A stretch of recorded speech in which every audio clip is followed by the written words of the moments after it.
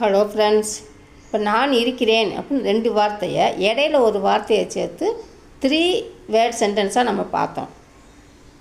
இப்போ இந்த 3 வேர்டாக மேங் சேர்த்து இல் வேற்றுமை உறுப்பில் நம்ம ஏற்கனவே பார்த்துருக்கோம். மேங்னா இல்லுன்னு ஒரு பிளேஸை போட்டு மேங் போட்டு நம்ம சென்டென்ஸ் எப்படி அமைக்கலான்றதை பார்ப்போம்.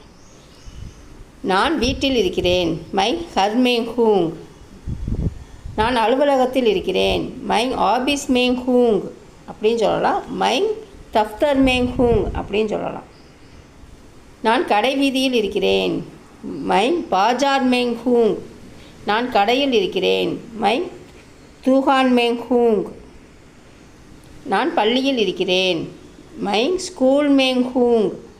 நான் மருத்துவமனையில் இருக்கிறேன், மைங் அஸ்பதால் மேங் ஹூங். இதே மாதிரி பிளேசஸ் நேம் பார்த்துருக்கோம். அதை வச்சு மேங் போட்டு நம்ம இதே மாதிரி சென்டென்ஸ் அமைச்சிக்கலாம். பாய்.